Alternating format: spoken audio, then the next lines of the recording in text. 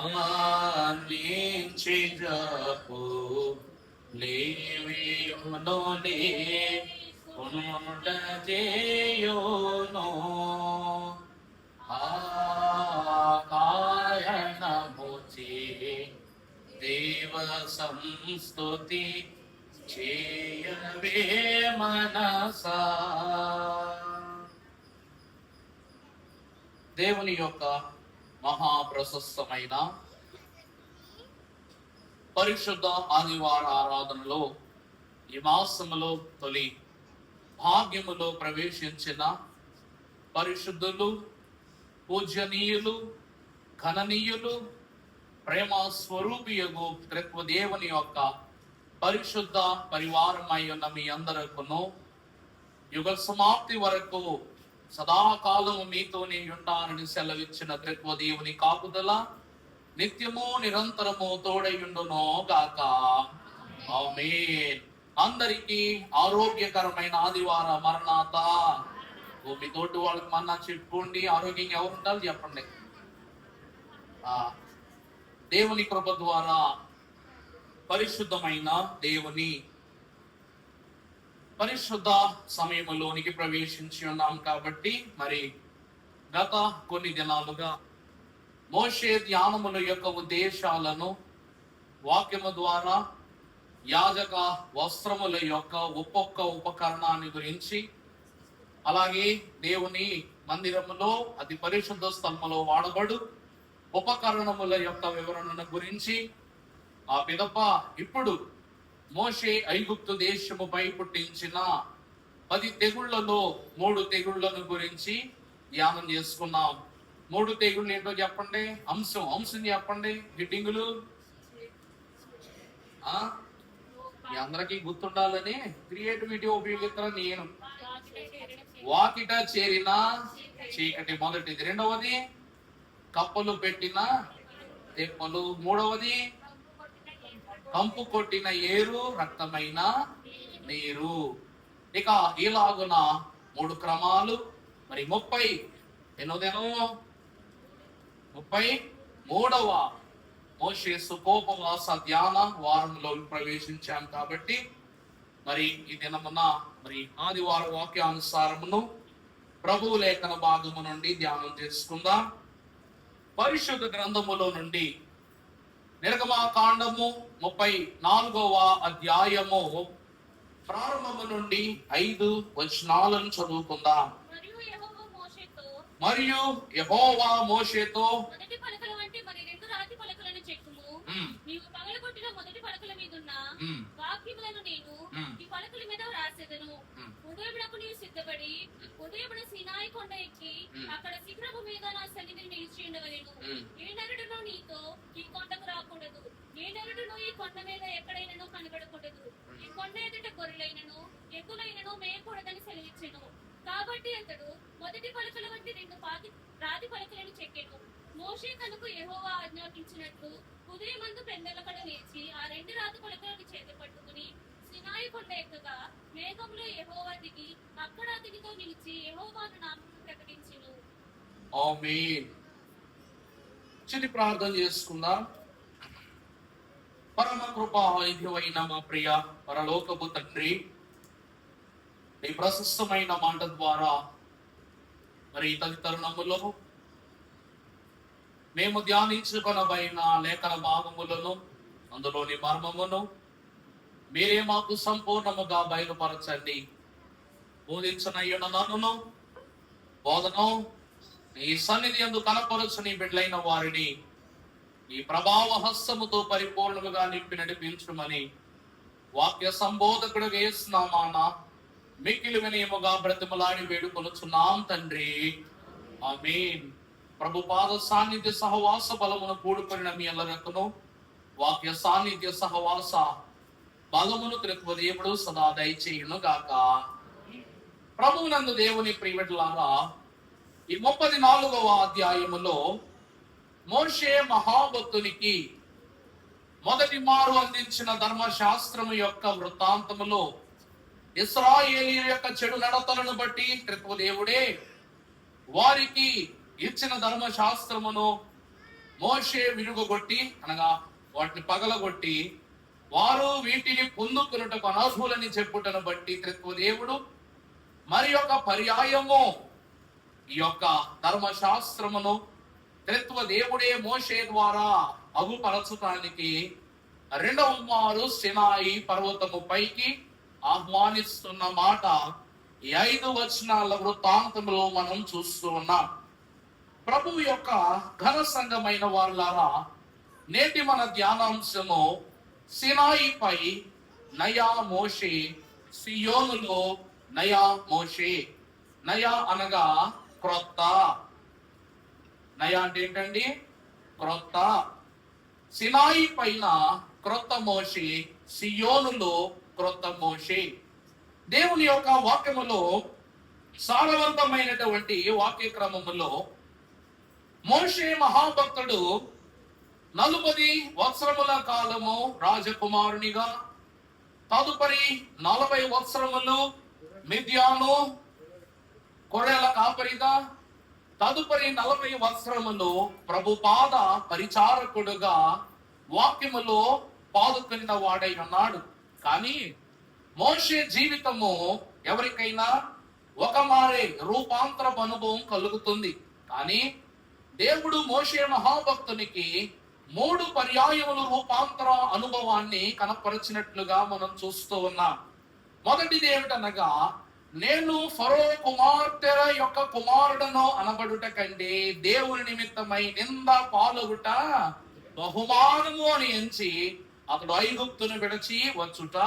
ఇది మొదటి రూపాంతర అనుభవం. రెండవది, మిద్యాను గొర్రెల కాపరిగా ఉండి ఉన్నప్పుడు మండుచున్న పొద యొద్ద దేవుని పరిచర్య కొరకు రూపాంతరం చెందటం. ఇది రెండవ అనుభవం. మూడవ అనుభవం ఏమిటనగా, సీనాయి యొద్దకు చేరిన మోషేకు సియోను నుండి దిగి వచ్చిన దేవునికి మధ్య జరిగిన భేటీ. అనగా వీరిరువురి మధ్య జరిగిన మాట, పలుకు, క్రమం, పని, దీవెన. అంటే సీనాయి మీదకు చేరిన మోషే కొరకు సియోనులో నుండి దేవదేవుడే స్వయముగా సినాయి పర్వతం మీదకు వచ్చి అతనికి కొన్ని ప్రాముఖ్యమైన సత్య సంపదతో కూడిన వివరములను బయలుపరిచారు. దేవుని యందు ప్రియబిడ్డలారా, నయా అనగా క్రొత్తది.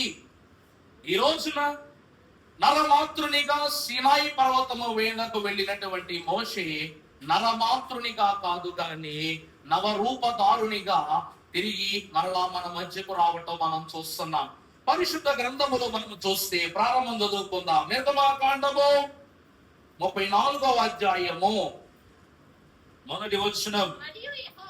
మరియు యెహోవా మోషేతో మొదటి పలకల వంటి మరి 2 రాతి పలకలను చెక్కుము. చాలండి. మొదటిగా మనము చూస్తే మొదటి పర్యాయములో యెహోవా దేవుడు మోషేను సినాయి పర్వతము మీదకు ఆహ్వానించినప్పుడు దేవుడే స్వయముగా తన హస్తములతో 2 పలకలను చెక్కి వాటిపై 10 ఆజ్ఞలను రాసి వాటిని మోషేకు అందించినట్లుగా మనము దేవుని ఒక్క వాక్యములో క్లుప్తముగా మనం చూస్తూ ఉన్నాం. అవునా కాదండి? దేవుడే ఎవరై ఉన్నారంట? ఈ పలకలను, ధర్మశాస్త్రాన్ని రాసిన వానిగా, ఆ పలకలను చెక్కిన వానిగా, ఆ వృత్తాంతం అంతటిని జరిగించిన వానిగా కనిపిస్తున్నారు. కానీ రెండవ మారు మోషేను దేవదేవుడు ఆహ్వానించినప్పుడు ఆ 2 పలకలను నీవే చెక్కుము. దేవుని యొక్క వాక్యాన్ని మనం చూస్తే ప్రభు అంటారు, చూడుము నా అరచేతుల మీద నేను నిన్ను చెక్కి ఉన్నాను. మొదటిగా మనము చూస్తే ఇక్కడ ధర్మశాస్త్రము దేవుని చేత చెక్కబడినది. అలాగని ప్రతి మానవుడు దేవుని చేత చెక్కబడిన వాడే. తన నియమ నిబంధనలను అగుపరచు సర్వాధికారియగు దేవుడే వాక్యములో భోగపరుస్తున్న గొప్ప సత్యం ఏమిటయ్యా అంటే, మీరు నా చేత చెక్కబడిన వారై ఉన్నారు కాబట్టి చెక్కబడిన మీరు పాపమును బట్టి పగులగొట్టబడ్డారు. మీరు దేనిని బట్టి పగులగొట్టబడ్డారండి? మీ కాఠిన్య హృదయములు పాపమును బట్టి పగులగొట్టబడి ఉన్నవి కాబట్టి ఆనాడు వారు చేసిన పాపము ద్వారా దేవుని సొత్తై ఉన్న, స్వాస్యమై ఉన్న ఈ యొక్క ధర్మశాస్త్రాన్ని మోషే మహాభక్తుడు పగులగొట్టి విచ్ఛిన్నం చేశాడు. ఇప్పుడు దేవుడు అంటున్నాడు, మోషే నీ చేతితో నువ్వే ఏం చెక్కు, రాతి పలకలను చెక్కు అంటున్నారు. ప్రభు యొక్క వాక్యాన్ని మనం చూసినట్లయితే 2 కొరింథీయులకు రాసిన పత్రిక 3వ అధ్యాయము 3వ వచనం ఒకసారి చదువునామా.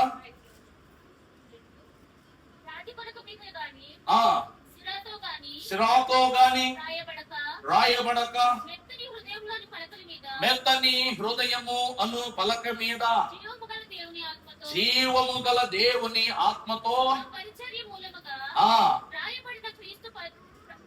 రాయబడిన క్రీస్తు యొక్క పత్రికయై మీరు ఉన్నారని మీకు తేట పరచబడి ఉన్నది. ప్రభువునందు దేవుని సంఘమైన వాళ్ళరా, అసలు మనం ఒక మాట బాగా ఆలోచిస్తే, మొదటిసారి సినాయి పర్వతం మీదకు మోషే వెళ్ళటం, నా కుత్తు సైలెంట్ కొండ్రా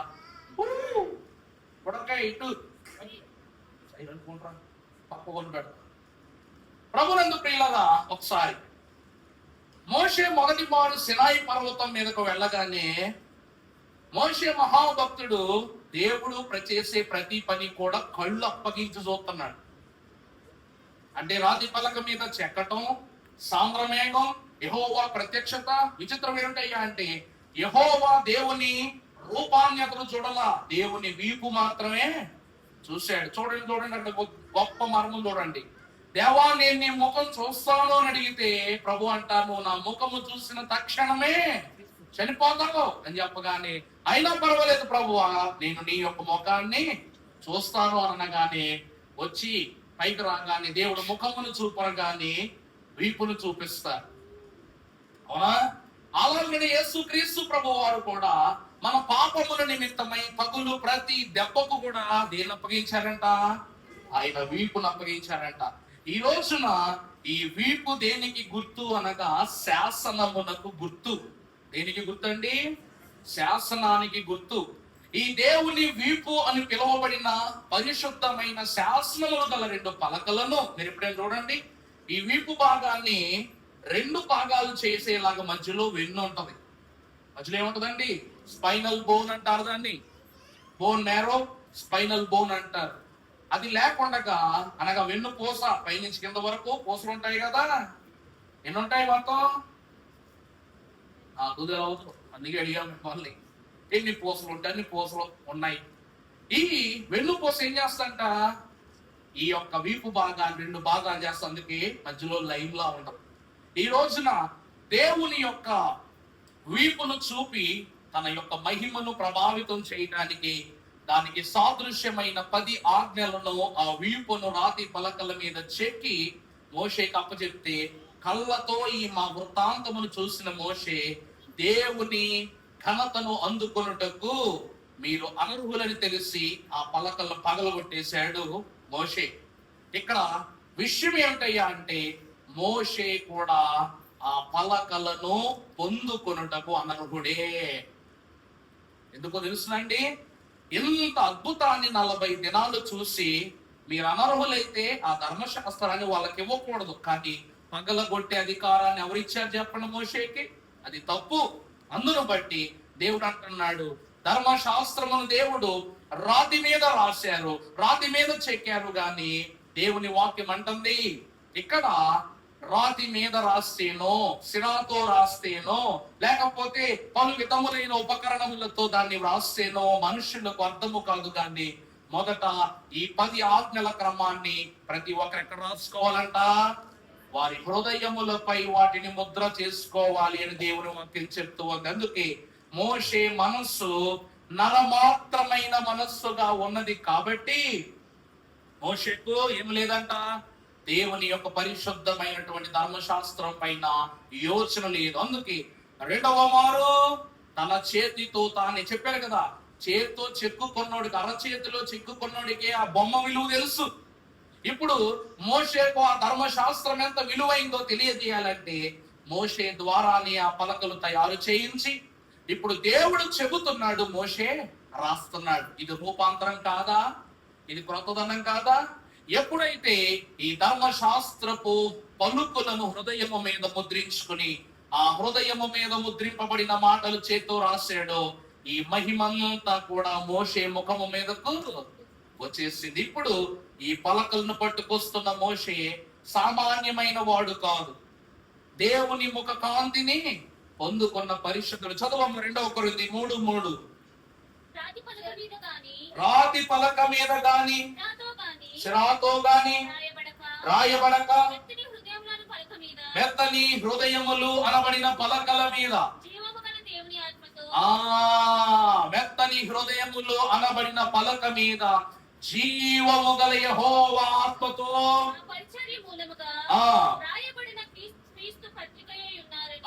చూసారండి. ఎప్పుడైతే దేవుని యొక్క ఆజ్ఞలను మోషే మహాభక్తుడు తన హృదయమును మెత్తటి పలకపై వ్రాసుకున్న వాడై ఉన్నాడు, అందు కారణాన దేవదేవుడు వాగ్దాన దేశములోనికి ప్రవేశించుట కంటే ముందు వాగ్దాన అనుభవములోనికి ప్రవేశపెట్టి సీనాయి నుండి సియోనులోనికి మోషేను ఆహ్వానించుకున్నాడు. దేవుడు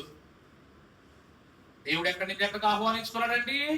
సీనాయి నుండి సియోనులోనికి ఆహ్వానించుకున్నాడు. మొదటిది, మెత్తటి హృదయమును పలకపై చెక్కబడిన దేవుని మాటలు ఏమై ఉన్నావు? క్రొత్త సంగతులై ఉన్నవి, రూపాంతర అనుభవమై ఉన్నది. రెండవదిగా మీరు చూసినట్లయితే ప్రభునందు ప్రియులారా, హెబ్రీయులకు రాసిన పత్రిక 12:18.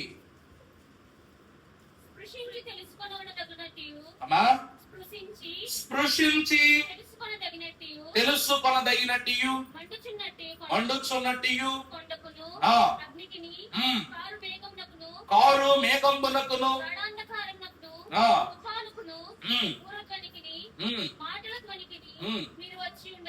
మీరు వచ్చి ఉండలేదు. ఒక జంతువైనను ఆ కొండను మీరు తాకిన ఎడల రాళ్లతో కొట్టబడవలని ఆజ్ఞాపించిన మాటలకు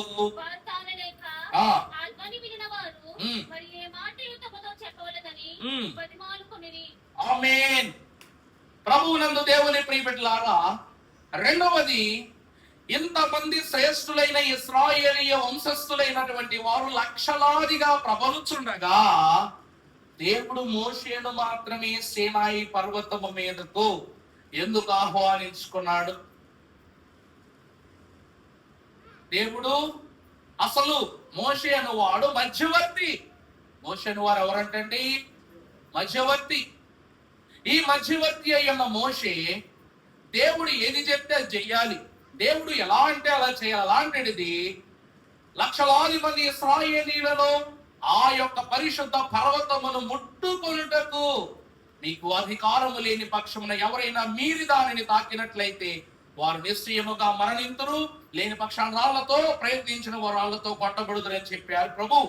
కానీ మోషేను మాత్రం సాగనంపుతూ స్వాగతిస్తూ సీనాయి మీదకు దేవుడు ఆహ్వానించాడు. వృత్తాంతం చెప్పనమ్మా. మోషే 40 దినాలు ప్రయాణం చేశాడు సీనాయి పర్వతం మీదకి. ఈ సీనాయి పర్వతం మీద మోషే అనువాని కోసం 40 దినాలు దేవుడు ఏం చేస్తున్నాడంట? వెయిట్ చేస్తున్నాడంట. నా మాట అర్థమవుతుందా అండి? దేవుడు కోసం మనం వెయిట్ చేయాలా, మన కోసం దేవుడు వెయిట్ చేయాలా? చెప్పండి. దేవుడు కోసం మనమే వెయిట్ చేయాలి, ఎందుకంటే అవసరత మంద కాబట్టి. కానీ ఇక్కడ సామాన్యమైన నరుని కొరకు దేవుడే 40 దినములు వేచి ఉన్నాడు. అవి ఎప్పుడైతే పగలగొట్టబడ్డాయో మరొక 40 దినములు దేవుడే ఆ పరిశుద్ధ పర్వతం మీద నిలిచి ఉన్నాడు. మోషేను మాత్రమే ఆ స్థలమునకు ఆహ్వానించుటకు గల కారణం ఏమిటంటే, ఎప్పుడు చదవమ్మా మాట? కృషించి తెలుసుకొనదగినట్టు కొండకును అగ్నికిని కారు మేఘమునకును గాఢాంధకారమునకు బోరధ్వనికిని మీరు ఇక్కడికి ఈ క్రమాలను బట్టి మీరు రాలేదు, కానీ ఒక జంతువైనను ఈ కొండను తాకిన ఎడల రాళ్లతో కొట్టబడవలను అనెను. ప్రభువునందు ప్రియబిడ్డలారా, దేవుడు మోషేను మాత్రమే పైకి ఆహ్వానించడం గల కారణం ఏమిటంటే, మోషే ఎవరు అనగా దేవుని ఇల్లంతటిలోనూ నమ్మకమైన వాడు. యేసు క్రీస్తు ప్రభువారు ఎవరు అనగా మన గృహ నిర్వాహకుడు, నిర్మాణకుడు. మన నిమిత్తమై మన దేహమును పరిశుద్ధ నిలయమ పవిత్రపరచబడుకుంటున్నట్లు మన పాప భారం అంతయు ఆయనపై మోపుకొని శ్రమపడి శోధనపడి మనకేమిచ్చారయ్యా అంటే రక్షణను అనుగ్రహించినట్లుగా దేవుని యొక్క వాక్యములో మనం చూస్తూ ఉన్నాం. ప్రభువునందు ప్రియబిడ్డలారా, మోషేను దేవుడు తన కుమారుని స్థానములోనికి పిలుచుకుంటున్నాడు. ఈరోజు యేసుక్రీస్తు ప్రభు వారు ఆరోహణమై వెళ్ళిపోయేటప్పుడు శిష్యులైన వారందరూ కూడా ఒలీవు కొండ దగ్గరికి రాగానే ప్రభు అంటారు, మీరెక్కడే నిలబడి ఉండండి అని చెప్పి ప్రభువు కొండ శిఖరాగ్రమునకు వెళ్ళగానే ఒక మహాసాంద్ర మేఘం ఆయన యొద్దకు చేరి ఆయనను ఆరోహణం చేసుకుని వెళ్ళిపోయింది. ఈ రోజున మోషేను కూడా దేవుడు ఆహ్వానించడానికి గల కారణం ఏమిటంటే, మోషే దేవుని ఇంటిలో అంతటిలోనూ నమ్మకమైన వాడు గనుక. అందుకే నమ్ముట నీ వలనైతే నమ్మువానికి నువ్వు నన్ను చూస్తే చస్తావని చెప్పినా కూడా, ఆ ప్రభువా నిన్ను చూసి నేను చనిపోయాననుకో నీ వద్దకు వచ్చేస్తా. నేను చనిపోతే ఇక్కడ చనిపోయినా నీ దగ్గరే ఉంటాను, బ్రతికున్నా నీ దగ్గరే ఉంటాను. నీ పనే చేస్తున్నప్పుడు ఇక్కడ చేస్తే ఏంటి, అక్కడ చేస్తే ఏంటి, ఎంత గొప్ప నమ్మకం చూసారా. తను నమ్మాడు. ఏం నమ్మాడంట? చూస్తే చస్తావు అనే మాట కన్నా, దేవా నీ మాట కంటే ఘనమైనటువంటి స్థితి, నిన్ను చూచుట కంటే గొప్ప స్థితి ఏముంటది చెప్పు? అందుకంటే గొప్ప స్థితి ఏముంటది? అది నాకు కావాలా. నేను చనిపోతేనే బ్రతికితేనే చెప్పు. ఈ లోకములో అల్పులుగా యోగ్యునిగా ఈ లోకములో బ్రతికినా ఒకరోజు చచ్చిపోతా, కానీ అదేదో నిన్ను చూసి చచ్చిపోవాలి. అందుకే దైవజనులు ఏమన్నారు? చూచుచున్నాము నీ వైపు మా ప్రియ జనక, చూచుచున్నాము నీ వైపు మా ప్రియ జనక, చూచుచున్నాము నీ వైపు, చూచుచు నీ ప్రేమ సొంపు సువార్తను, చూచుచు నీ ప్రేమ సొంపు సువార్తను, దాచుచు కరములు చక్కగా నీ వైపు, దాచుచు కరములు చక్కగా నీ వైపు, చూచుచున్నాము నీ వైపు. ఈ సీనాయి పర్వతము మీద ఎన్ని ఉన్నవంటే ఉరుములు, మెరుపులు, అగ్ని, భయము కనబడుతున్నాయి చూసే వాళ్ళందరికీ. కానీ ఈ సినాయి మీద నిలబడి ఉన్న మోషే పరలోకపు సియోను వైపు చూస్తున్నాడు. కాబట్టి సియోనులో మోషేకి ఏం కనబడుతుంది అయ్యా అంటే, మొదటిది కృప. సియోనులో నిలబడిన మోషేకి ఏం కనబడుతుందండి? సినాయి మీద చూస్తున్నాడు. ఏం కనబడుతుందంట? ఉరుములు, మెరుపులు, దావాగ్నిని దాటి ఏం కనబడుతుందంటే కృప. తర్వాతది ఆనందం. మూడవది పరలోక సంఘం కనబడుతుంది. చివరిది యేసు క్రీస్తు ప్రభువును మధ్యవర్తి కనబడుతున్నాడు. మీకు అర్థమయ్యేలా చెప్పాలంటే, సీనాయి మీద ఉన్న దేవునికి, సీనాయి కింద ఉన్న ఇశ్రాయేలీలకు మధ్యవర్తి ఎవరు? మోషే. సీనాయి మీద ఉన్న మోషేకు, సియోనులో ఉన్న దేవునికి మధ్యవర్తి ఎవరు? యేసు క్రీస్తు ప్రభు. అర్థమైందా? ఈ మధ్యవర్తి ఆ మధ్యవర్తిని చూస్తున్నాడు, సియోను యొద్ద ఉన్న మధ్యవర్తిని చూస్తున్నాడు. అందువలన ఇది ఏ తత్వము అనగా కుమారుని తత్వమును రూపాంతరముగా పొందుకోవటం. కొత్త మోషేగా మారాడు. అందుకే దేవుని యొక్క ముఖ కాంతి మోషే మీదకు వచ్చేసింది. అర్థమవుతుందా అమ్మా? మూడవదిగా మేము చూసినట్లయితే 32 నిర్గమాకాండం 30వ వచనం. మీరు గొప్ప పాపము చేసితిరి గనుక యెహోవా యొద్దకు ఒకవేళ మీ పాపములకు ప్రాయశ్చిత్తం చేయగలనేమో అనెను. అప్పుడు మోషే యెహోవా యొద్దకు తిరిగి వెళ్ళి అయ్యో ఈ ప్రజలు గొప్ప పాపము చేసిరి, వారు బంగారు దేవతలు తమ కొరకు చేసుకొనిరి. అయ్యో పరిహరించితివా లేని ఎడల నీవు వ్రాసిన ఈ గ్రంథములో నుండి నా పేరు తుడిచివేయుము. అమలారా, దేవుని ప్రియబిడ్డలారా, మోషే అంటున్నాడు, ఒకవేళ ఈ ఇశ్రాయేలు ప్రజలైనటువంటి వారు నీ యొక్క పరిశుద్ధ రాజ్యములో వాగ్దాన భూమిలో ప్రవేశించని పక్షాన నీ పరిశుద్ధ గ్రంథములో ఉన్న నా పేరును తుడిచివే. యేసుక్రీస్తు ప్రభు అంటారు, తండ్రి వీరేమి చేయుచున్నారు, వీరు ఎరుగరు గనక వీరిని క్షమించును. ఆ కాలమున మోషే దేవుని గ్రంథములో తన పేరును ఇశ్రాయేలు జనము కొరకు త్యాగము చేశాడు. దేవుని యొక్క వాక్కులు 34:29 ఒకసారి చదవమ్మా. మోషే సీనాయి కొండ దిగుచుండగా శాసనములు గల రెండు పలకలు మోషే చేతిలో ఉండెను. అతడు ఆ కొండ దిగుచుండగా ఆయన అతనితో మాట్లాడుచున్నప్పుడు తన ముఖ చర్మము ప్రకాశించి ఉన్న సంగతి మోషేకు తెలిసి ఉండలేదు. ప్రభువునందు దేవుని ప్రియబిడ్డలారా, దేవునిలో ఫలించుచున్నటువంటి 40 దినములు విస్తారముగా దీవెన పొందుకొనుచున్న మోషే యొక్క ముఖము దేవుని ప్రకాశముతో నిండి ఉన్నదన్న విషయము మోషేకు తెలియలా. ఎందుకు అంటే ప్రియులరా, ఈ రోజున దేవుని సన్నిధిలో ఉండి ఉండి నీ మోకాళ్ళు నలుపెక్కుతున్నాయి అన్న విషయము నీకు తెలుసుద్దా, దేవునికి తెలుసుద్దా? చెప్పండి. మనం పుట్టినప్పటి నుంచి నలుపు రంగే. కారణం రంగు కాదండి. అమెరికా వాళ్ళు నడుపుకోలే. కారణం ఏంటి తెలుసా? మనము మట్టితో చేయబడిన వాళ్ళు కాబట్టి. మనము మంటి పాత్ర. ఈ మంటి పాత్ర ఏ పాత్ర వలంట? మింటికి చేరవలసిన పాత్రగా మార్చబడాలి.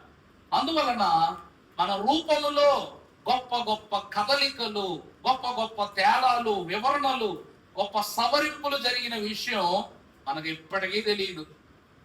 నీ జుట్టు తెల్లబడడం తెలుస్తుందా నీకు? నీకు రేపు పొద్దున్న జ్వరమో, దగ్గో, బాధో, బలహీనత వద్దన్న విషయం తెలుసా నీకు? రోజు రోజుకి నీ చర్మం క్షీణిస్తుందన్న విషయం తెలుసునా?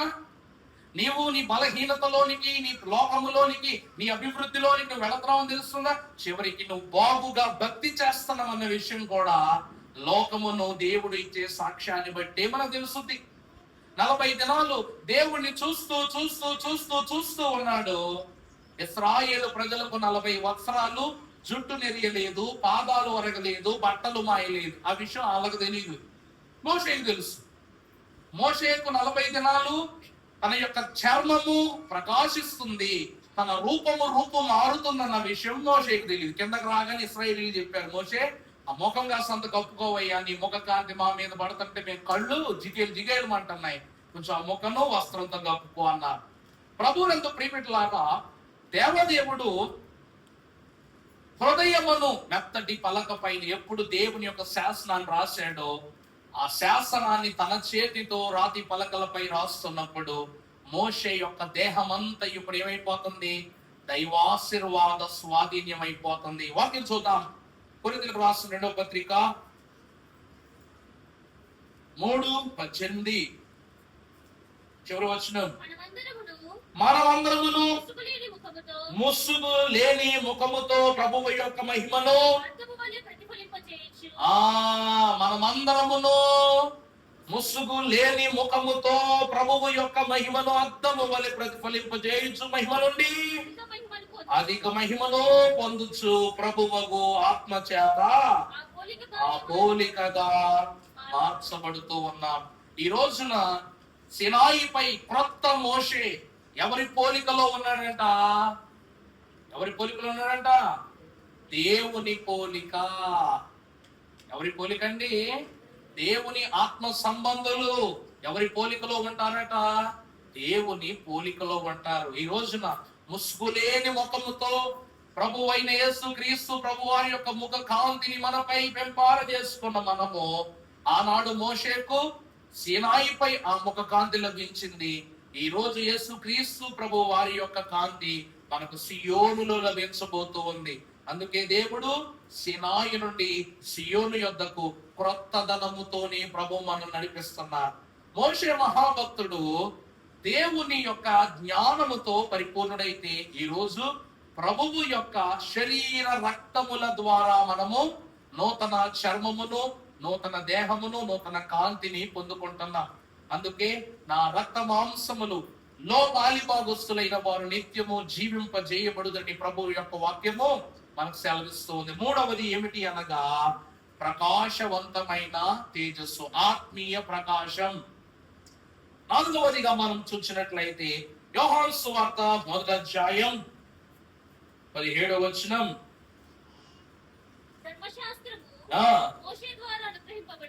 అనుగ్రహింపబడెను కృపయు సత్యముయు యేసు క్రీస్తు ప్రభు ద్వారా కలిగిన. చాలండి.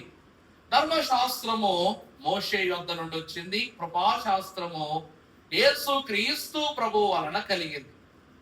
ధర్మశాస్త్రము అనేది దేవుని వీపు, కృపాశాస్త్రం అనేది యేసు క్రీస్తు ప్రభువు యొక్క వీపు.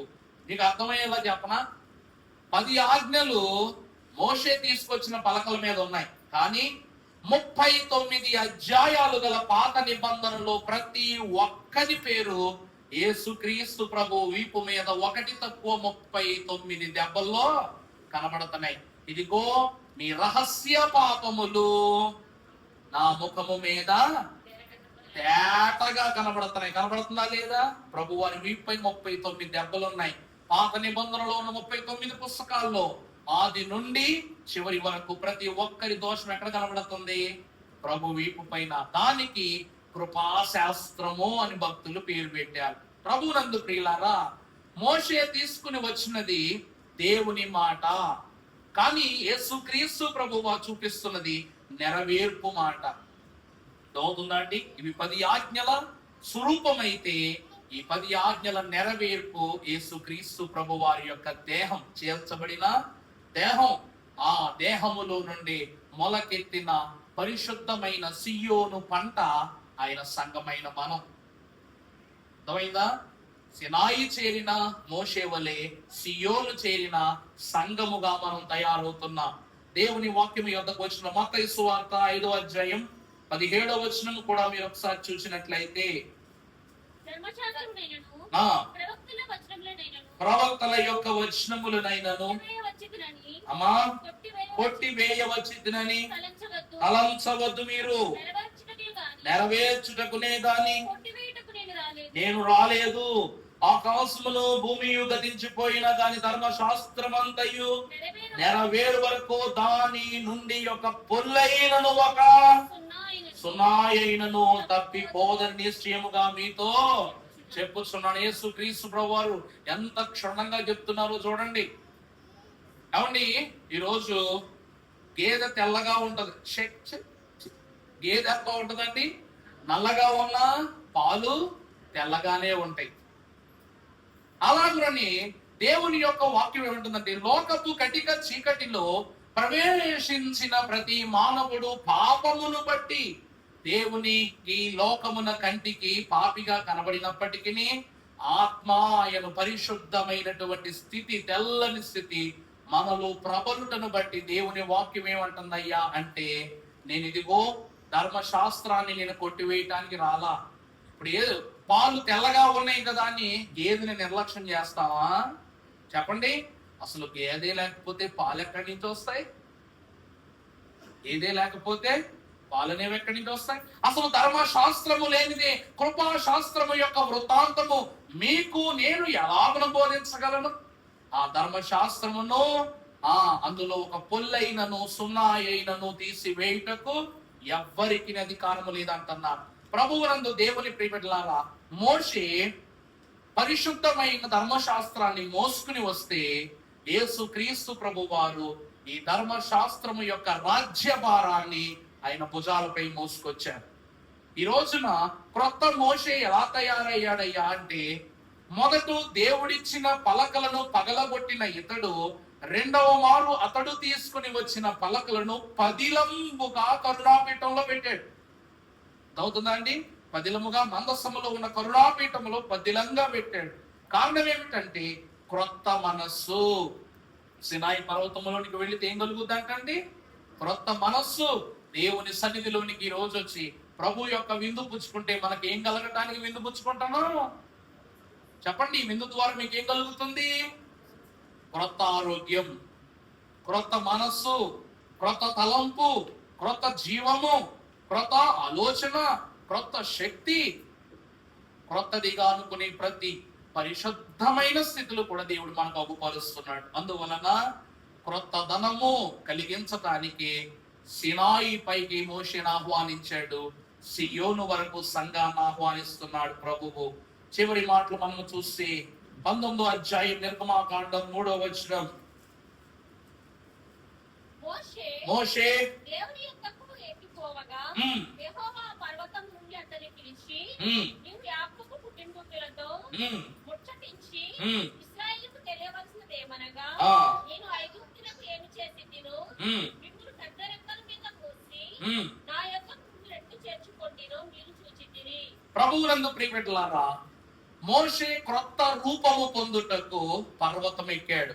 మరి సంఘం ఏం ఎక్కాలంట? మోషేకు క్రొత్త రూపం, క్రొత్త రూపు, క్రొత్త మనస్సు, క్రొత్త తలంపు కలగటానికి సినాయి పర్వతం ఎక్కాడు. మరి సంఘం అట్టి క్రొత్త స్థితిలోనికి వెళ్ళాలంటే ఏమెక్కాలి? అవండి, సన్నిధి అని పర్వతం ఎక్కాలి. అందుకే అయ్యగారు ఈ మాటను ఏమన్నారంటే, మోషే పర్వతారోహణ, సంఘము చెప్పండి పరలోక ఆరోహణ అన్నారు. దీన్ని ఏమన్నారండి? మోషే క్రొత్త దేహము పొందుటకు పర్వతమును అధిరోహిస్తే, సంఘము సీనాయి పర్వతము వలె సన్నిధి పర్వతమును అధిరోహణ చేసి సియోను భాగ్యమును పొందుకున్నారు. వాక్యం చూపిస్తాను. కొలసి పత్రిక 3 ప్రారంభ వర్షం చదువుకున్నట్లయితే, మీరు క్రీస్తుతో కూడా లేపబడిన వారైతే మీరు పైనున్న వాటినే. ఏమండి, మోషే దేన్ని వెతకటాన్ని బట్టి అతనికి క్రొత్త రూపం వచ్చింది. మోషే దేన్ని వెతికాడంట? అది చెప్పండి అమ్మా. మోషే దేన్ని వెతకటం బట్టి అతని రూపము, అతని తలంపు, అతని ఆలోచన పరిశుద్ధమైందో చెప్పండి. అదేంటండి అలా చూస్తారు? సీనాయి పర్వతం వెళ్ళి ఏం వెతికాడు? రాళ్ళు రప్పలు ఎత్తుకున్నాడా? పైన వాటిని వెతకడం అంటే పైన ఏమున్నాయని వెతకటానికి? గట్టిగా చెప్పండి. దేవుడు తప్ప ఏమి లేదు పైన. అయ్యగారు కీర్తనలో రాశారు, ఏమిటది? ధరణియందున పరమునందున పరమవాసి యేసు తప్ప పరులు లేరుగా. అక్కడ చెట్లు, పొట్లు, గృహాలు, భవనాలు, రాజ్యాలు, అంతఃపురాలు, సింహాసనాలు కాదు వెతకవలసింది. మొదట నా రాజ్యమునందు నీతిని వెతకండి, ఆ పిదప అవన్నీ మీకు అనుగ్రహింపబడును అన్నారు. సినాయి పర్వతం ఎక్కిన మహాభక్తుడకు మోషే దేవుని వైపు తప్ప మరొక దాన్ని వెతకల. పరలోకములో ఉన్నదల్లా దేవుడే. అలాగనే సంఘము కూడా చదువమ్మ మాట 3:1-2. వెతకుడి, కూర్చుని ఉన్నవాడు అని భూ సంబంధమైన వాటి మీద. చూసారా? పరలోక సంబంధమైన వాటిపైన ఆశ పెట్టు వారే క్రొత్త రూపము దాల్చుతారట. మహిమ తోడ కప్పి వేయు మహిమ కొరకు సిద్ధపరచు, మహిమ జీవులనుగా మార్చి మహిమలోనికే చేర్చుకోండి. మహిమ అన్నది పరలోక సంబంధమైనది.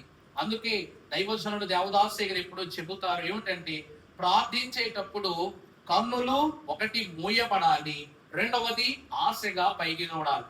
అంతే తప్ప పాపములు ఒప్పుకొన్నప్పుడు కూడా నేల వైపు చూస్తాం. కాబట్టి మానవుని జీవితం నేల చూపుల జీవితం అయిపోయిందంట. పాపం చేసేవాడు ఏ చూపు చూస్తాడు? నేల చూపు చూస్తాడు. నేల చూపులు చూడటాన్ని బట్టి మనం ఇంకనూ నేలనే ఆగిపోయి ఉన్నాం. అందుకే పాపము చేసినా, తప్పు చేసినా ఒప్పుకొను సమయమున దేవుని వైపు చూడగలిగి భూమి మీద ఎత్తుకుంటాం. ఏంటో మనం ప్రతి ఒక్కటి అక్కడుందా, ఇక్కడుందా, ఎక్కడుందా అని. కానీ దేవుడు అంటున్నారు, నేలను వెతుకు ప్రతి వస్తువు క్షయమైపోవును, అక్షయముకు దేవుని కాంతి పరలోకమును స్థిరముగా ఉన్నది. కాబట్టి ఆశగల ప్రాణము తృప్తి పరచుటకు దేవుడు సియోనులో నుండి నేను చూస్తున్నాడు. అందుకే క్రియకు క్రీస్తేగా, తుదకు క్రియకు క్రీస్తేగా, దయకు యేసు క్రీస్తేగా తరచూ తరచు ఏం చేయాలంట? తలుచుకుంటూనే ఉండాలట. దేవుని ప్రియబిడ్డలారా, అందుకే మోషే ముఖము మారుటకు పరలోకములు అనగా పర సంబంధమైన వాటిని వెతకటం అనగా దేవుని వెతకటమే. చివరిగా చూస్తే ద్వితీయోపదేశ కాండం 18వ అధ్యాయం 17వ వచనం. హోరేబులో నేను చావక ఉండునట్లు హోరేబులో ఆ సమాజ దినమున నేను చావక ఉండునట్లు మళ్ళీ నా దేవుడైన యెహోవా స్వరము నాకు. ఈ మాట మనము చూస్తే హోరేబు అనగా దేవుని పర్వతం. సియోను పర్వతానికి, సినాయి పర్వతానికి మరో పేరు ఏంటండి? ఎంతసేపు ఆలోచించి చెప్పారు మీరు. టఫ్ క్వశ్చన్ అర్థమైందండి? నేను అడిగిన క్వశ్చన్ ఎలా ఉందంటే, ఈమె నీకేమవుద్దంటే మా అక్క అండి అన్నారు. మరి ఈమె నీకేమవుద్దంటేనా అక్కేనండి అయ్యారు అన్నట్టు ఉంది. అవునండి, ఇవి నాకు అక్క అవుతాయి, మరి నీకేమవుద్దంటేనో నాకు అక్క అయితే నేను ఇంకేమవుతాను? అక్కే అవుతాను. అవునా కాదండి? అలా చూస్తానంటే లోకంలో 100 కోళ్ళు ఉన్నాయి, కోళ్ళు ఉన్నాయి. ఏ కోడి గుడ్డెట్టినా ఏ గుడ్డ అంటారు మీరు? కోడిగుడ్డే అంటారు. అంతేగాని నాటు కోడిగుడ్డ అని సాగదీసి మాట్లాడడం, ప్రాణం కోడిగుడ్డ అని సాగదీసి మాట్లాడడం, నిప్పు కోడిగుడ్డ అని సాగదీసి, ఒకటే గుడ్డు. ఏ గుడ్డు? కోడిగుడ్డు.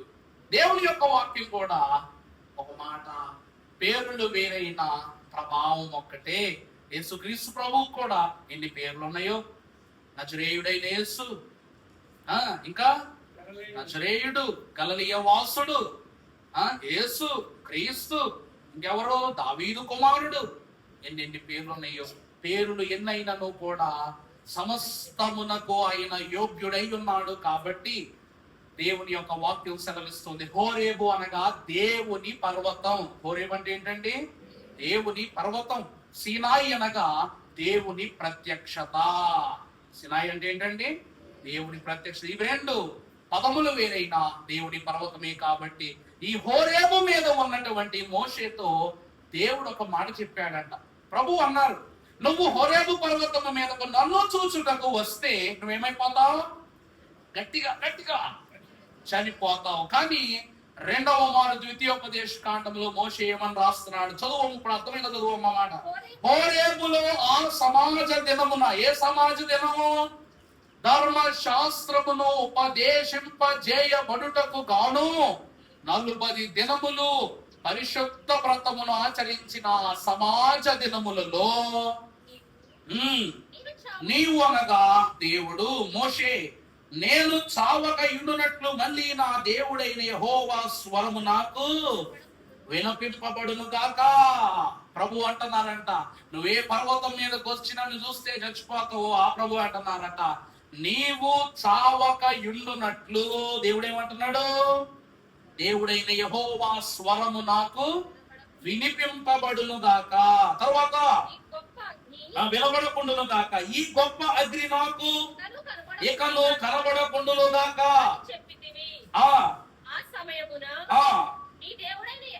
యెహోవాను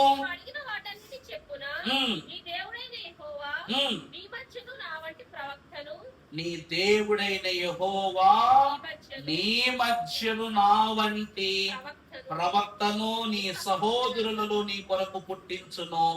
ఆయన మాట నీవు వినవలెను. ఎవరి ప్రవక్త? అవుతుందా? ఏ ఇశ్రాయేలీయులు దేవుని యొక్క మాటను, ఏ ఇశ్రాయేలీయులు మోషే యొక్క మాటను అంగీకరింపలేదు, గ్రహించట్లేదు. వీరి మాటలన్నీ కూడా మరలా పునరుద్ధీకరణ చేసి వారిని సరైన దారిలో పెట్టడానికి ప్రభువైన యేసు క్రీస్తు ప్రభువుని ఈ లోకములో మరి ఒక మారు పుట్టింపజాలని ఎట్టి స్థితిలో దేవదేవుడు మోషేకు సినాయి పర్వతం అని చెప్పారు. దేవుని యందు ప్రియబిడ్డలారా, దేవుని వాక్యం ఏమంటుంది అంటే, సినాయి అనగా యేసు క్రీస్తు ప్రభు వారి యొక్క పరిచర్య స్థలము. యేసు క్రీస్తు ప్రభు వారికి పరిచర్య స్థలం. మొన్న ఓ ప్రశ్న అడిగారు, అయ్యగారండి యేసుక్రీస్తు ప్రభు భూమి పైన పుడతారని మొదట ప్రవచించినటువంటి వ్యక్తి ఎవరు అన్నారు. మొదట ప్రవచించిన వ్యక్తి ఎవరు అన్నారు. ఎవరో కాదు, మోషేనే. అందరూ ఏమని చదువుకుంటాం? యెషయా ఎలాగనగా మనకు శిశువు పుట్టెను, మన కుమారుడు అనుగ్రహింపబడెను, ఆయన భుజముల మీద రాజభారం ఉండును, ఆశ్చర్యకరుడు, ఆలోచనకర్త, బలవంతుడైన దేవుడు, నిత్యుడగు తండ్రి, సమాధానకర్త, ఏకాధిపతి అయిన ఆయనకు. అమ్మాయ్యా, వాక్యం అయిపోయింది. అయ్యారు ప్రైజ్ చెప్తే కిందకి వెళ్ళిపోతారు. వాక్యం చెప్పేసి అలా కంటొచ్చు, వాక్యం చెప్పేసి ప్రయత్తే కిందకి వెళ్ళిపోతారు. ఇది పిల్లవాడిని అడిగినా చెప్తారు. కానీ ప్రభు అంటున్నారు ఏమిటి? నీవు చావకై ఉండునట్లు మరలా ఈ మాట నాకు వినిపింపబడదు. దేవుడు సినాయి పర్వతం మీద చెప్తున్నారు, నీవు ఏ ధర్మశాస్త్రము నా యొద్ద ఉన్నదో దాన్ని నెరవేర్చడానికి నీ స్థానములో మరి ఒకడు రానున్న కాలములో జనించబోవాడై ఉన్నారన్నారు. అందుకే మోషే కంటే శ్రేష్ఠుడు అన్ని మోసముల నుండి విడిపించును. మోషే కంటే శ్రేష్ఠుడు అన్ని మోసముల నుండి విడిపించును. వేషధారులను వేషించు ఆశతో బ్రోకెదము, సాగిల పాడి సత్యముతో ఆత్మతో మన ప్రభు యేసుని సాగిల పాడి బ్రోకెదము. చివరి వచనం పేతురు రాసిన పత్రిక 2:9. పేతురు రాసిన మొదటి పత్రిక 2:9. పేతురు మొదటి పత్రిక 2:9. అయితే మీరు చీకటిలో నుండి మిమ్మల్ని పిలిచిన వాని గుణాతిశయములను ప్రచురము చేయ నిమిత్తము పరిశుద్ధ జనము. చూసారా, ఇప్పుడు మోషే తీసుకుని వస్తున్న ఈ ధర్మశాస్త్రం ఏదైతే ఉందో ఇవి ఆజ్ఞలు కాదట. ఇవేమిటో తెలుసా?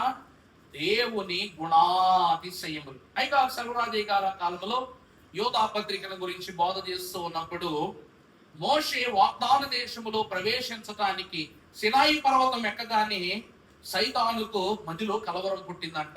ఏంటో తెలుసునా అండి?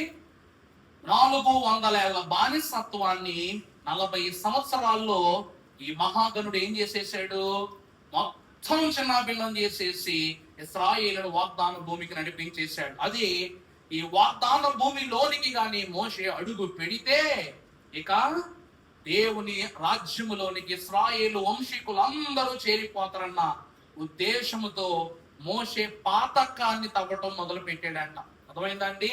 చెప్పాను కదా, పక్కనే ఉంటాడు పగవాడు, మన చంకనెక్కి సావబడతా ఉంటాడు ఈ శనిగాడు.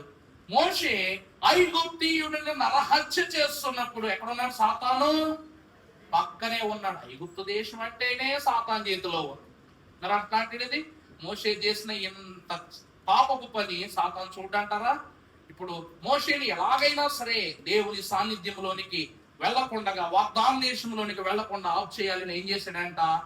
వాగ్దాన దేశ ప్రవేశములో యెహోవా యొద్దకు చేర్చబడిన మోషేని గురించి చెప్తున్నాగా.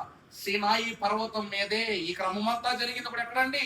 సినాయి పర్వతం మీదే మోషే నిలువబడి ఉండగా దేవుడు మాట్లాడుచుండగా సాతానుడు అంటాడు, ఓ ప్రభువా, నువ్వు వాగ్దాన జనులను ఎక్కడ పంపిస్తున్నావు? దేశంలోనికి పంపిస్తున్నావు. బాగా మంచి విషయమే. కానీ ఈ మోషే అను ఇతడు వాగ్దాన దేశములోనికి వెళ్ళటానికి అనర్హుడని నీకు తెలియదా? మోషే వాడు వాగ్దాన దేశంలోనికి వెళ్ళటానికి అర్హత లేని వాడని నీకు తెలియదా? ఎందుకంటే ఇతడు ఐగుప్తు దేశమున నీవు ఏ ఆజ్ఞలను 10 ఆజ్ఞలుగా వ్రాసిచ్చావు, అందులో ఒక ఆజ్ఞ నరహత్య చేయకూడదు. కానీ ఆ నరహత్య అతడు యవ్వన కాలములో ఉన్నప్పుడే చేశాడు. ఇతడు హెబ్రీయుడు రూపానుసారముగా, ఇతడు వేషధారణను బట్టి ఐగుప్తీయుడు అయినప్పటికీ నువ్వు జనించిన దినము మొదలుకొని ఇతని కనిపెట్టుకుని ఉన్నావు. ఇతడు నరహత్య చేసి ఒక పాపమునకు పాత్రుడయ్యాడు. కాబట్టి రక్తపుటు ఏరుతో తన హస్తములు తడుపబడ్డాయి.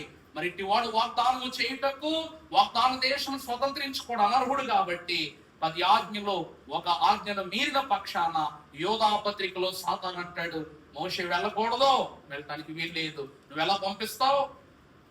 అందుకే కదా, చిన్న పాపమైన ఆత్మ జీవమును తగ్గించును, చిన్న చిల్లి పాత్ర నీటిని చివరకు లేకుండా చేస్తుంది. కాబట్టి మోషే చేసిన ఒక అపరాధం వాగ్దాన దేశం అడుగు పెట్టకుండగా అతనిని మిద్యాన్ దేశంలోని తన క్రమం ముగిసిపోయింది. ప్రభువునందు దేవుని ప్రియబిడ్డలారా, ఎందుకు దేవుని యొక్క వాక్యం ఎంత సుస్థిరంగా ఈ మాటలు చెప్తున్నది అంటే, ధర్మశాస్త్రం అనగా దేవుని గుణాతిశయాలు, దేవుని గుణములు. ఈ రోజు వరకును దేవుడు ఎవరిని కూడా పక్షపాతముతో వారిపై పక్షపాత బుద్ధిని చూపించినట్లు లేదు. అందుకే మన ప్రభు పక్షపాతి కాదు, కృతాపరాధి కాదు, లోకములో ఉన్న ఏ చెడుగును కూడా ఆయన బిడ్డలమైన మనపై పులుము వాడు కాదు. కాబట్టి మత్తయి సువార్తలో పరమభక్తుడు 5వ అధ్యాయం 14వ వచనంలో రాస్తారు, చదువునా? మత్తయి 5:14, మీరు లోకమునకు, ఏమండి, నేను లోకమునకు కాదు, ఎవరంటున్నారు? మీరెవరు? లోకమునకు వెలుగై ఉన్నారు. కొండ మీద నుండి పట్టణము మరుగై ఉండనేరదు.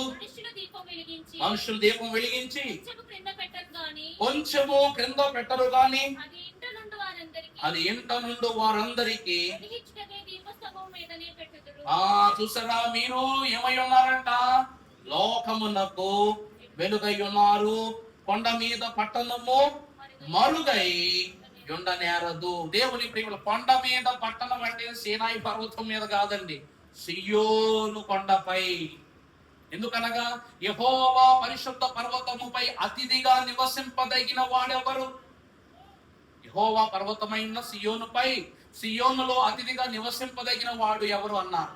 దేవుని వాగ్దాన దేశంలో ప్రవేశించువాడి చెడుగులో ఉన్నప్పుడు అతడు స్వతంత్రించుకోవటానికి అర్హుడెలా అవుతాడని వేసిన ప్రశ్నను బట్టి వాగ్దాన దేశమును దేవుడు ఇవ్వాల. మన అంశములో చెప్పా, ఏమండి మన అంశం ఏంటండి? మోషే గురించి, వాగ్దాన దేశమును స్వతంత్రించుకోనని వాగ్దాన నరుడు కాదు, గనుడు. మోషే ఎవరంటండి? వాగ్దాన దేశాన్ని స్వాతంత్రం చేసుకోలేని వాగ్దాన గనుడు. అతనికి వాగ్దానం అయితే ఉంది కానీ స్వాతంత్రం ఉందా? అర్థమైందా అండి? నువ్వు ప్రెసిడెంట్ అయితే అవ్వచ్చు, సీఎం అయితే అవ్వచ్చు, పిఎం అయితే అవ్వచ్చు, ఎప్పటి వరకు? 5 ఏళ్ళ వరకునే. నీకు ఒక మాట చెప్తా. మన జిల్లాకు కలెక్టర్ గారు ఉన్నారు, నానా జిల్లా తూర్పు గోదావరి జిల్లా కలెక్టర్ గారు ఉన్నారు. ఈ కలెక్టర్ గారు, నేను కలెక్టర్ అన్నా కదా, నేను ఎక్కడికైనా వెళ్ళొచ్చు, ఎప్పుడైనా వెళ్ళొచ్చు, ఎక్కడికైనా వెళ్ళొచ్చు అంటే, మరి ఈ ఊర్లో ఎక్కడికైనా వెళ్ళొచ్చు. సరదాగా ఆయన ఫ్యామిలీతో కలిసి ఏ అరుక్కో మరేడు మల్లికో వెళ్ళారనుకోండి, ఏం చేయాలి తెలుసా? శుభ్రంగా టీషర్టు ప్యాంటు వేసుకుని కారులో బ్యాగ్ సర్దుకుని వెళ్ళిపోతున్నాడు. కుదరదు. మరి ఎలా వెళ్ళాలి తెలుసా? ఆ ప్రాంతపు కలెక్టర్కి ఏమి ఇవ్వాలి? చీఫ్ సెక్రటరీ నుంచి ఏమి ఇవ్వాలి చెప్పండి? స్టాంప్డ్ పేపర్ మీద సంతకం పెట్టించి మేము మీ జోన్లోకి ఎంటర్ అవుతున్నామని ఒక టైపింగ్ పేపర్తో ఆర్డర్ తీసుకుని అప్పుడు వెళ్ళాలి. నువ్వు ట్రిప్కే వెళ్ళు, కానీ ఏ అధికారంతో నువ్వు ఆ ప్రాంతంలోనికి వెళ్ళాలన్నా, ఏ పని మీద నువ్వు ఆ ప్రాంతం కావచ్చు, పర్సనల్ కావచ్చు, ప్రొఫెషనల్ కావచ్చు, ఏం చేయాలంట? CM camp office, minister office కి, హోమ్ సెక్రటరీకి ఫోన్ చేసి, చీఫ్ సెక్రటరీకి ఫోన్ చేసి, ఇదిగో నేను పలానా జోన్ లోనికి వెళ్తున్నాను, పలానా కారణాన్ని వెళ్తున్నానని ఒక లెటర్ పూర్తిగా టైప్ చేసి అది ఆ కలెక్టర్ గా పంపించి ఆ కలెక్టర్ దాన్ని అప్రూవ్ చేసి అప్పుడు వెళ్ళాలి. ఇప్పుడు దేవుని వాక్యం కూడా ఏమంటుంది అంటే, ప్రభు లేఖన భాగములో దేవుని సన్నిధిలో, దేవుని సహవాసములో వాగ్దాన దేశమును స్వతంత్రించటానికి రామశేష్ నుండి సుక్కోతు, యాతాము, రెఫీదీము అను 10 ప్రాంతాలను ఇట్టూరుకునే దాటుకుని వచ్చేసినటువంటి మోషే ఎంత స్వాతంత్రాన్ని, అన్ని దేశాలపై స్వాతంత్రాన్ని ఇచ్చిన దేవుడు వాగ్దాన దేశములోనికి వెళ్ళాలి అంటే ఎవరి అప్రూవల్ కావాలో తెలుసా అండి? సాతాను అప్రూవల్ కావాలి. అదేంటి అలా అంటారు? సాతాను అప్రూవల్ కావడం ఏంటంటే, సాతానుడు దీనికి ఏమై ఉన్నాడు? సాక్షి అయి ఉన్నాడు. కాబట్టి అందుకే నయానగా క్రొత్తదనం, ఈ క్రొత్తదనమును మోషేలో ఉండటాన్ని బట్టి సీనాయిపై దేవదేవుడు తన మహిమను ప్రజ్వలింపజేసి సీనాయి నుండి సియోను వరకు మోషేను అప్పటికప్పుడే దేవదేవుడు మృతి పొందగా తీసుకుని వెళ్ళిపోయాడు. దేవుని జనాంగమైన వారులారా, విరివి కాదిక ఎప్పటికీ నా పరమ దేవుని మందిరమే నా ఇల్లు. ఆనాడు మోషేకు సీనాయి పర్వతము మీద దేవుడు అధికారం ఇస్తే, ఈ రోజు ఆయన కుమారుడైన యేసు క్రీస్తు ప్రభువు యొక్క శరీర రక్తముల ద్వారా మనకు నూతన రూపమును నూతన తేజస్సును అనుగ్రహించి ఆయన పరిశుద్ధ సన్నిధికి మళ్ళీ ఆహ్వానించుకుంటున్నారు. అట్టి ఆహ్వానముతో అడ్డులు లేని స్వాతంత్ర దేశముకు పరమ సియోనులోనికి త్రిత్వదేవుడు మమ్మల్ని ఆహ్వానించుకొని పదిలపరుచుకును గాక. పరిశుద్ధుడా, మహోపకారి స్తోత్రములు. వచ్చిన వారందరూ